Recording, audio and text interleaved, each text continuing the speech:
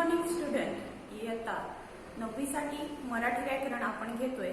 मराठी व्याकरणामध्ये याच्या पूर्वी शब्दांच्या जाती हा प्रकार आपण घेतलेला होता। त्याच्यानंतर दुसरा प्रकार येतोय आपला क्रियाविशेषण अव्यय। क्रियाविशेषण अव्यय म्हणजे एक आपण उदाहरण घेऊया। दररोज अभ्यास करावा।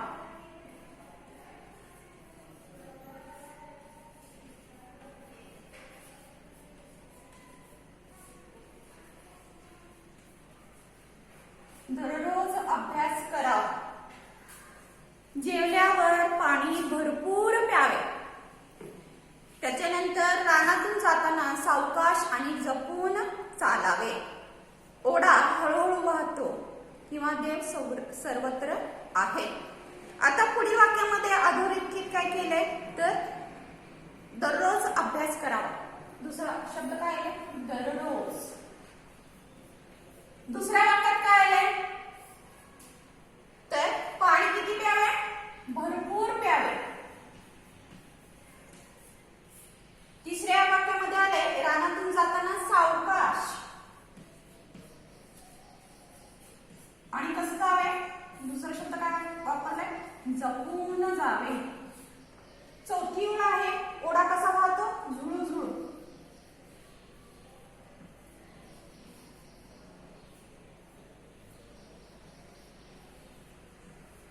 ओढा कसा वाहतो झुळू झुळू आणि देव कुठे आहे सर्वत्र आहे।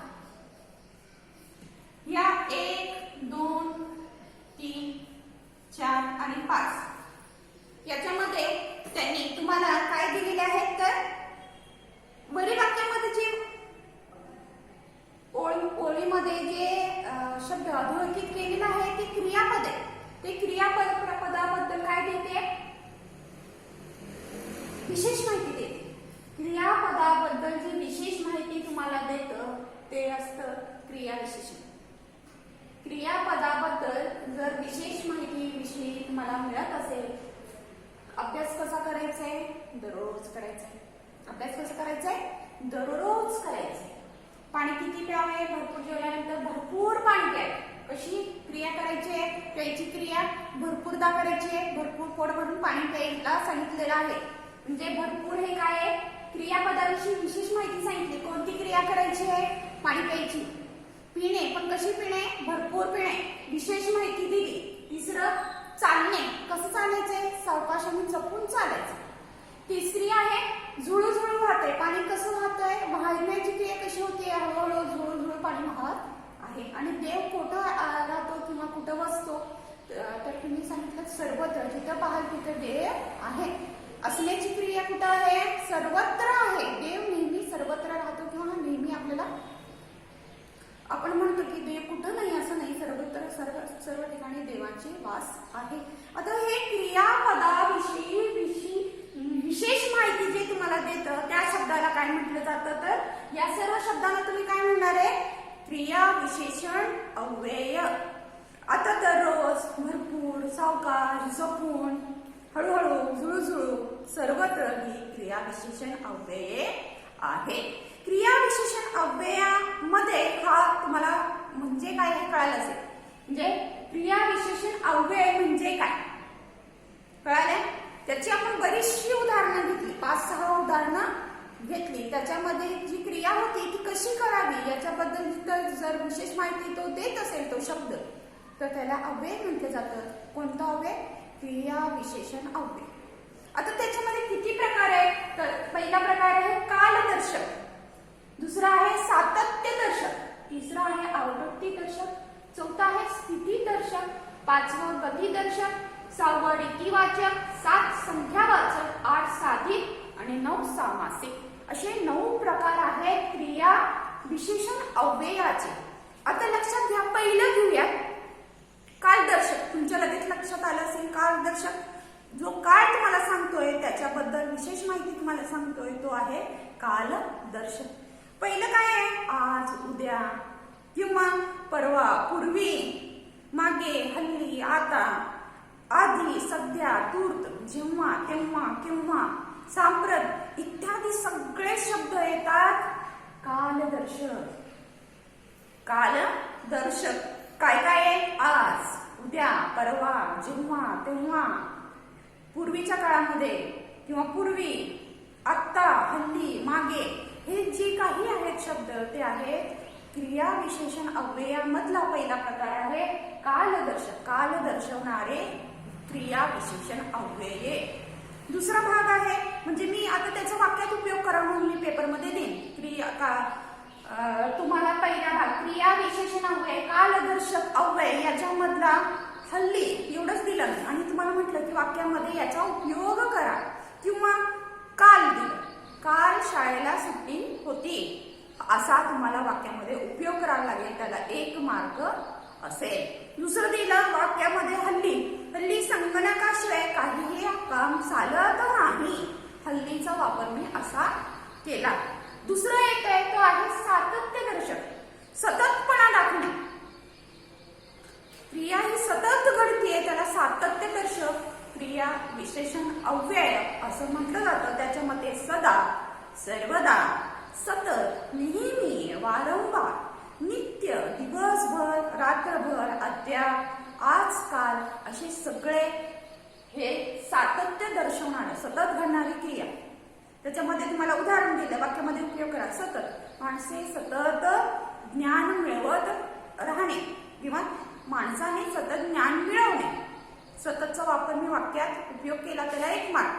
दुसरं आलं नित्य, देवाची नित्य पूजा करावी, नेहमी पूजा करावी असा मी वाक्यामध्ये उपयोग केला तर मला 1 मार्क मिळेल. पुढचं येतोय तो आहे आवृत्ती दर्शक. आवृत्ती परत तेच येते, पुन्हा पुन्हा, वारंवार, फिरून, चालून साल, क्षणाक्षणी, दररोज, प्रतिदिन. बघा व्यवस्थित व्याकरणाच्या वहीमध्ये क्रिया विशेषण अव्यय हा दुसरा भाग. त्याच्यामध्ये क्रिया विशेषण म्हणजे नेमकं काय, त्याच्यामध्ये मी 5 ते 6 उदाहरणं घेतले, त्याला अधोरेखित केले, त्याचे टप्प्यानुसार घेतलं आणि परत मग हे जे शब्द आले ते क्रिया विशेषण म्हणून अव्यय म्हणून ओळखले जातात. आणि क्रियापदाविषयी विशेष माहिती जो शब्द देत असेल तर त्याला काय म्हटलं जातं? क्रिया विशेषण अव्यय असं म्हटलं जातं. आणि त्याचे 9 प्रकार आहेत. त्याच्यामध्ये मी सांगितलंय कालदर्शक काय आहे, सातत्यदर्शक काय आहे, आवृत्तीदर्शक काय आहे. आवृत्तीदर्शक तू पुन्हा पुन्हा गिरकी घेऊ नकोस कारण चक्कर येण्याची शक्यता आहे. तर मी जर शब्द 1 दिला असेल तर तुम्हाला तो वाक्यामध्ये उपयोग करता यायला पाहिजे. त्याच्यानंतर येतोय तो आहे स्थिती किंवा स्थलदर्शक अव्यय. तर येथे, तेथे, त्याच्यानंतर जेथे, इकडे, तिकडे, चोहूकडे, अलीकडे, पलीकडे, पुढे, मागे, खाली, वर, मध्ये, कोठे, सभोवती, सभोवा इत्यादी शब्द हे तुम्हाला स्थिती दाखवतात. तिथली कुठं आहेस तू, आज मी शाळेत आहे. किंवा तुम्ही इथं आलो होतो जरा फिरायला घाटावर असं सांगू शकता. किंवा पुस्तक खाली पडले ते वर उचलून ठेव. स्थिती कुठं होती, पहिल्यांदा खाली होती मग वर ठेवली. नदीच्या अलीकडे झाड आहे तेथे मी उभा आहे.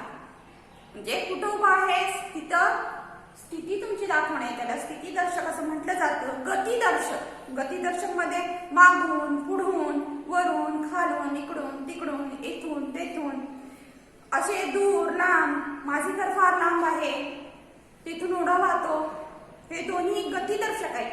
देवळाच्या मागून जा किंवा पुढून जाऊ नकोस, पाणी आलंय तिथं असं काही तुम्ही गतिदर्शक क्रियाविशेषण अव्ययांचा वापर करू शकता. त्याच्यानंतर पुढचा भाग आहे तो आहे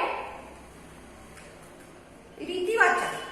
रीतिवाचक म्हणजे काय, तर असे, तसे, कसे, जसे, कसे बसे, आपोआप, मुद्दाम, हळू, सावकाश, भरभरून, जलद, उगीच, व्यर्थ, तुरु तुरु, फुकट, झटकन, पटकन, पटापटा, गटागटा, बदाबदा, चमचम, खारीत, खरोखर. आता त्याचा वापर कसं केला वाक्यात, पावसात भरभर चालू नकोस, हळू चाल.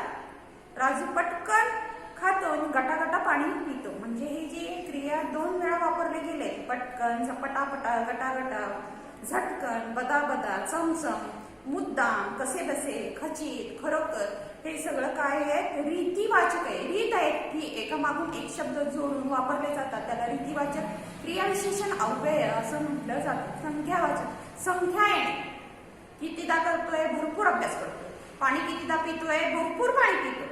तो संख्या दाखवते तुम्हाला, अनेकदा, किंचित, जरा, थोडासा भाग आहे, पुरेसा आहे, क्वचित, अत्यंत आहे किंवा अगदी, फार, बिलकुल नाहीये, अजिबात नाहीये किंवा अतिशय, मुळीच, मोजके, बहुत, पूर्ण किंवा अर्ध. हे सगळे संख्यावाचक असे क्रियाविशेषण अव्यय. त्याचा वापर कसा कराल, रस्त्यात त्याला मी अनेकदा पाहिलं. अनेकदा हे काय आहे, संख्यावाचक क्रियाविशेषण अव्यय आहे. तोंडातून अजिबात शब्द काढू नको, अजिबात, एकदाही नाही, मुळीच नाही. तर हे देखील संख्यावाचक शब्द किंवा क्रियाविशेषण अव्यय आहे.